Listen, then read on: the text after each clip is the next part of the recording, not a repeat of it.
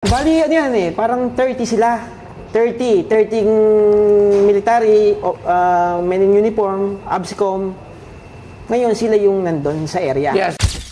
Sabi, ang natay daw, yung matandang Marcos. Ang sabi. Yes. Ang sabi. Ano yan, di umano? Di umano. Anong bibenta mo? Dito lang sa Pinay Stars. Ako si Jet Pabiana, taga Manila. Pasok, sir! Good afternoon, boss. Good afternoon. Sir, ano pangalan? Jet Pabiana. Jet Pabiana. Ma'am, Jan Amores. Si Jan Amores. Ito yung basketball player. Hindi, kapangalan lang niya. Ano yan. Ngayon, may... Ano dala nyo? Medyo... Ano na to? Medyo ano yan? Medyo ano? Bihira. Bihira. Sige. Sensationalize. Sensationalize. Ano pa? Political. Political. Ay, sakto-sakto. Politika ngayon. Ano yan? Ano pa? Isa pa. Surprise naman. Crime of the century. Crime of the century. Aba. O, ano pa? Hindi ko alam. Ano ba ang alam mo crime of the century? Marami, pero... Labas ko na. Sige, labas mo na. Pakitignan mo na lang. Aquino Galman double case. Case number 10,010 and 10,011. Date of promulgated September 28, 1990. Oscar and Fabiana.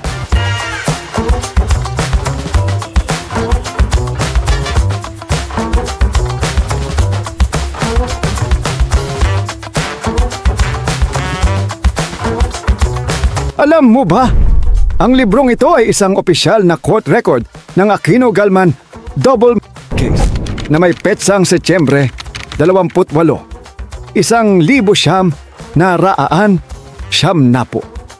Nakaukit sa pulang leather cover ang mga detalye ng hatol sa kasong kinasangkutan ng pagpaslang kay Benigno Ninoy Aquino Jr. at Rolando Galman noong 1,983 sa Manila International Airport.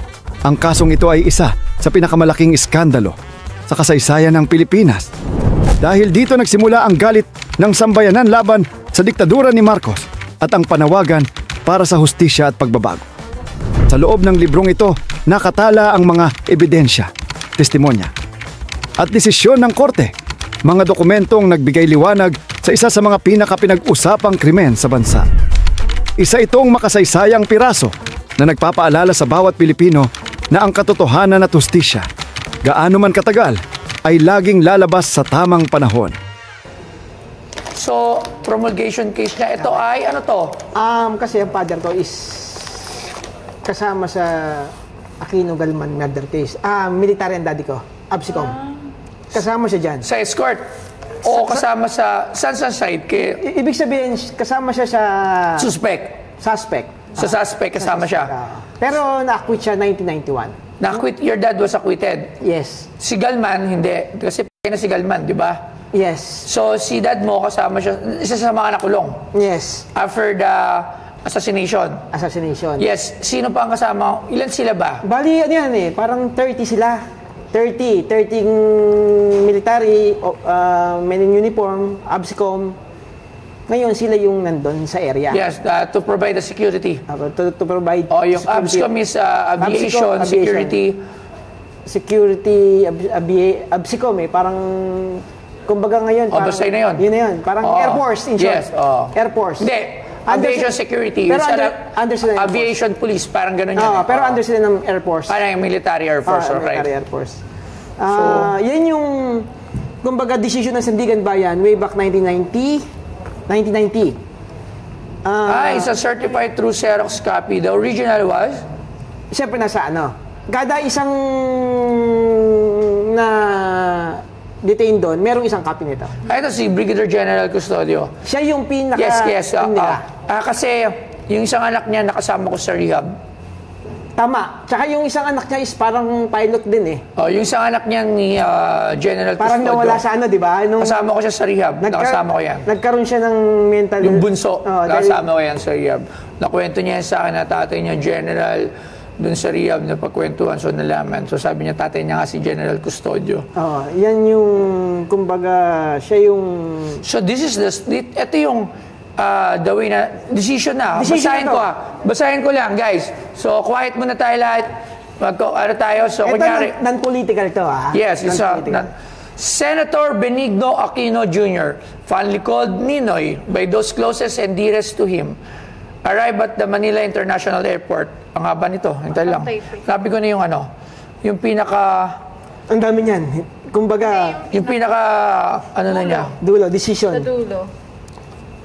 So binabasa rin to, di ba? Bago sabihin yung guilty. Bago lahat yan, binasa yan. Pag binasa ko to, hindi pa tayo matatapos. Hindi tayo matatapos. Kumbaga, Asan yung pinaka-decision? yan, yung bibasa hanggang dulo yan. Yan ang decision yan. Kumbaga, kasi may na-acquit, may retain sa loob. Saan dito nakalagay yung acquitted? Official use for Sandigan Bayan. Wow, very important document we have Very here. important document. Kumbaga, wala ka naman makikita niya maski saan. Kumbaga, medyo... Ayan. Ayan, ito. Sample. Sergeant Leonardo Mojica has died while this case was being trialed. The case against Sergeant Leonardo Mojica is dismissed. Alright, so na-dismiss, di ba? Ano panandad mo? Pabiana, Sergeant, Master Sergeant, Staff Sergeant Ayan, Oscar dami Pabiana. pala, no? Ang dami nila. Dami nila. Ilan sila lahat? Fabiana. 16. O wala siya rito. Siguro sa iba. Tingnan mo kung magkano yung mail. Meron nakalagay. Sa dulo. Hindi. No, mali. Hindi pala si General Custodio yung anak. Yung kay Colonel Custodio. Ayan, Colonel. Yung Colonel Custodio naging mayor yan ng Nueva Ecija. Yun nga, taga doon, Nueva Ecija. Colonel lang pala yun, hindi si General, I'm sorry. Ito yung mga nagbayad, no? Yung mga... Alright. So, sige, nevertheless, certified through Xerox copy, so it means an original document. Hindi ito yung pinaka-original, so siyempre, Nasa nasa file na sa Sandigan Bayan. magkano? Bala ko sanang ibenta ng 2 million. Itong book na to. Ano na rin, yung worth lang din naman ang hiniling ko ng 2 million. Sana magustuhan ni Boss Toyo at magkasundo kami. 2 million. Wow. 2 million. Ano ka ngayon, sir? Businessman. Okay, 2 million. Businessman. Kumbaga sa akin, para makip lang, maitago. Kumbaga, Kung parang may keep lang pala, tsaka may tago. Bayaran ko lang 10,000, bakit 2 million pa? Papagasusin mo pa ako ng 2 million, yan tago lang pala. At least matago. Hindi tago muna na. Hindi naman. Kumbaga, syempre, kumbaga, the value it. Yes. This is something na naman. Okay. Na, kumbaga, hindi naman to, kumbaga, maraming history tong libro na to eh. Ibig sabihin, nasa yearbook na to ng mga sa students, sa mga kumbaga, nasa history. Hindi na mawawala sa buhay ng tao to eh. Okay. Kumbaga, nasa school.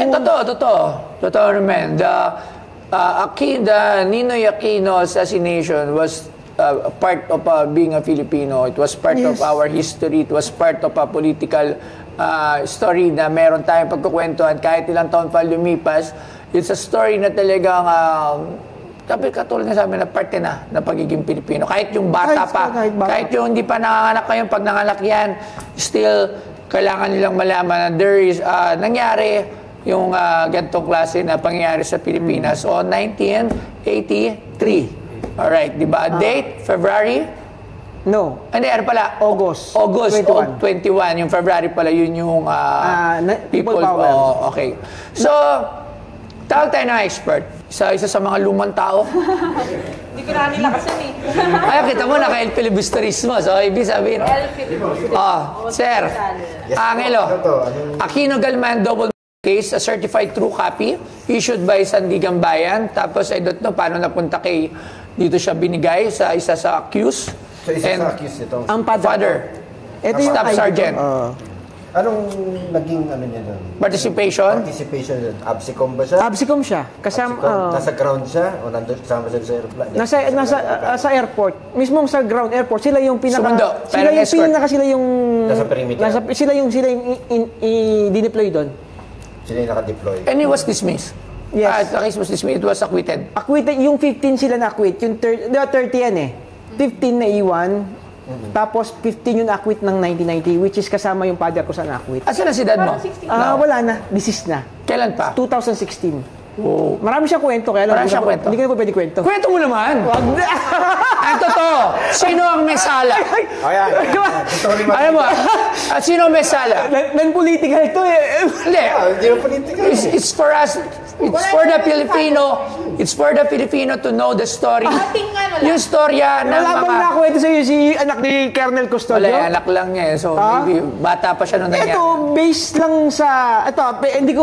This is just a story. Oo. Story of your father that was transferred to you. Ito na lang, paiksi na lang natin para hindi na rin masyadong sensitive. Kasi medyo, siyempre ito mga taong ano na to eh. Kumbaga, sabi ko nga sa'yo, dito, ang naging sala rito, ay mga sundalo lang.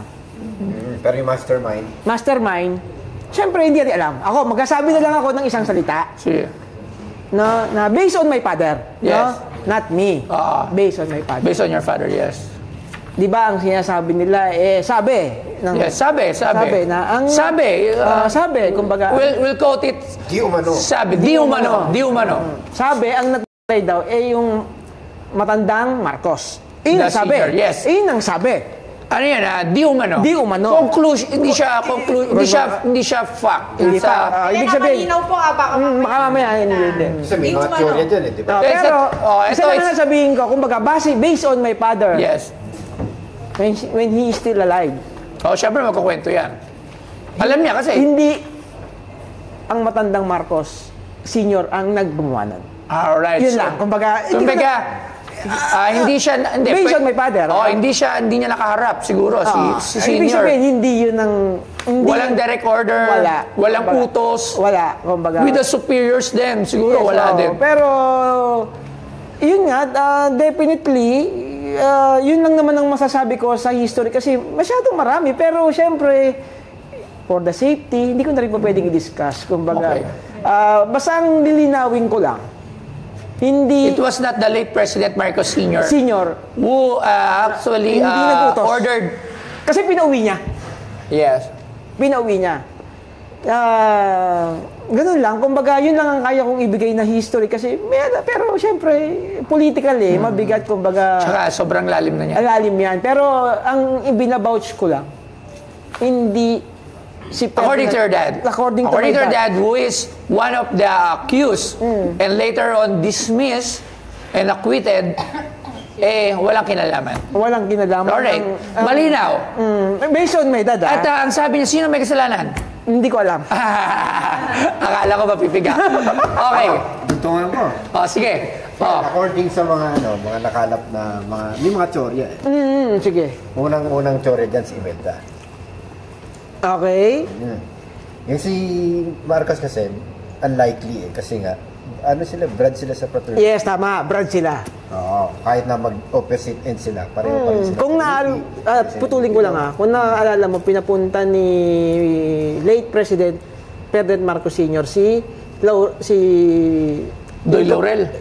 kabrad din nila sa Amerika para kausapin si Ninoy para umuwi. Parang turnover na. Yun naman ang may konting idea nun na ibibigay naman talaga kay Ninoy. Kaya lang, yun The presidency? ibibigay niya talaga. Alright. Sige, go. Ang isa pang teorya dyan, si Danding. Kasi si Danding, Wala, tumalikod si sir. Hindi, hindi ko lang yung Francis. may napabalita, di umano, na yung mga akusado, nung nakulong, si Danding nagpapabuffet, pinapakain niya talaga. Hindi umano. Hindi umano. So have your dad told any story from Danding? Magkano to? Magkano to? Okay, so tama na ito mga chismisan natin. Ay, gagi kinilabutan ako. Ang tanong, how much does it worth? Okay, etong yung mga, as cases go, yung mga ganitong mga... Sabi nga nila, crime of the true century copies. yan eh. Pansin mo na kami mag-graph. Sabi, marami talagang copies na ginawa.